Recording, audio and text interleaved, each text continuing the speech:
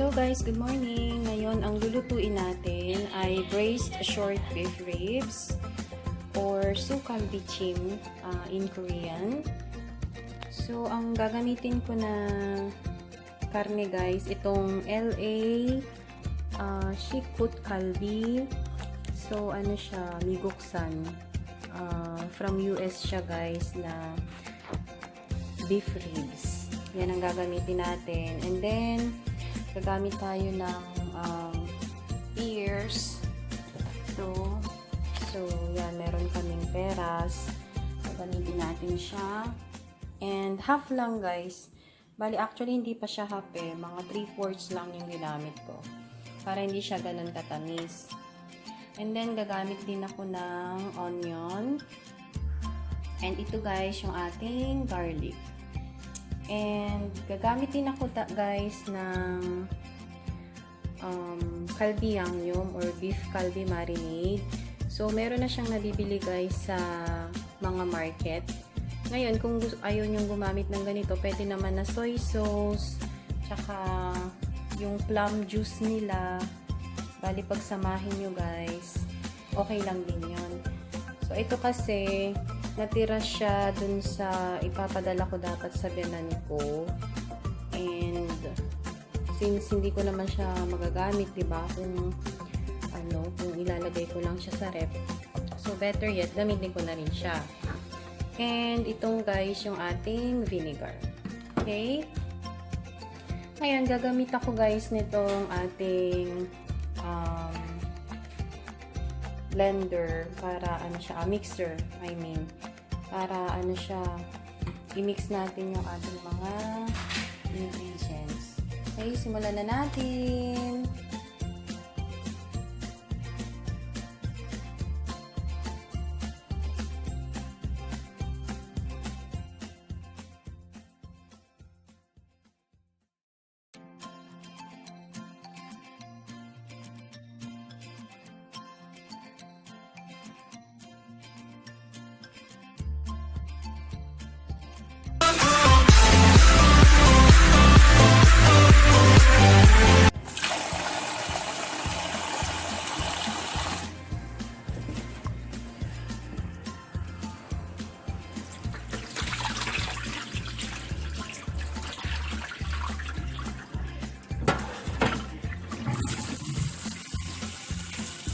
Bali, hugasan muna natin siya guys para mawala yung ating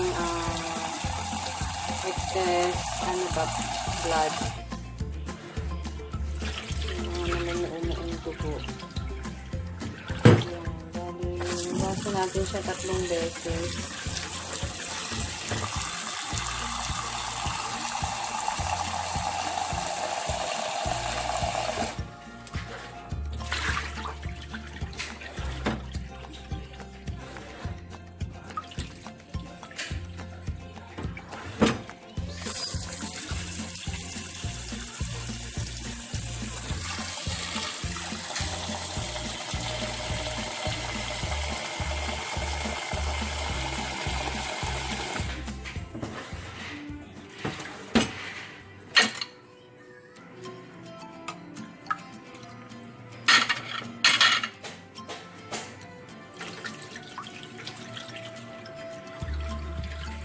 And then, lagyan na natin siya ng sabaw, guys.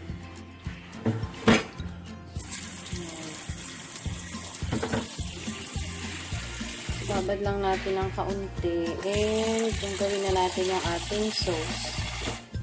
Okay? Yan, bali, mix na natin siya, guys. Pagsama-samahin na natin yung ating mga ingredients. So, open ko lang muna itong ating kalbijjim. So, lagay natin siya rito. Ayan. Then, lagay natin guys yung ating pears. At yung ating yan siya guys. Bali, lagay yung pears tsaka yung garlic. Okay, i-mix na natin siya.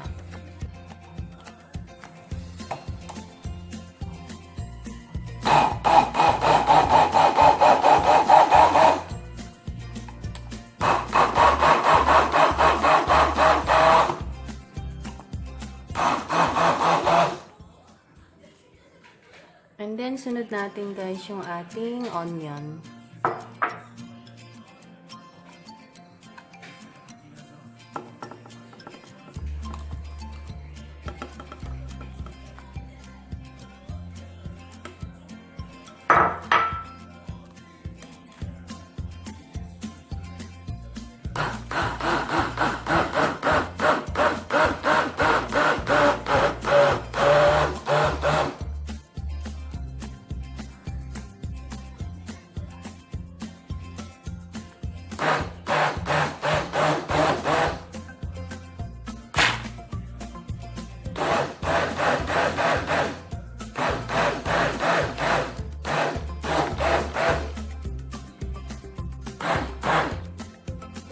So, okay na siya, guys.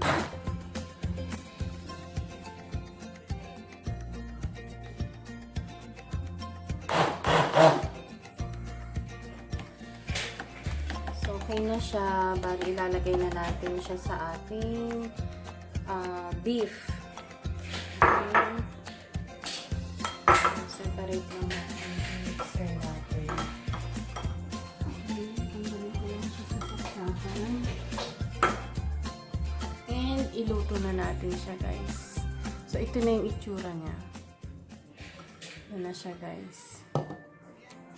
Guys, bali ito na yung ating beef. Bali, meron siyang kaunting tubig. Nilagyan ko siya. And then, ilalagay na natin yung ating mixture.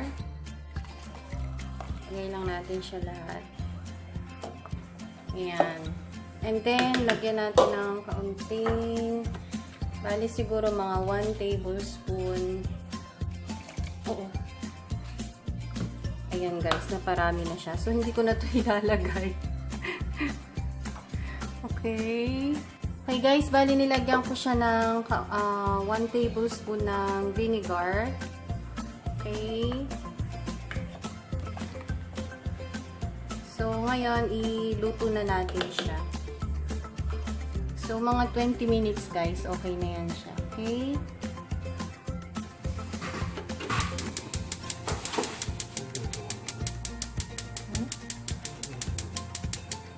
Paano mahusay?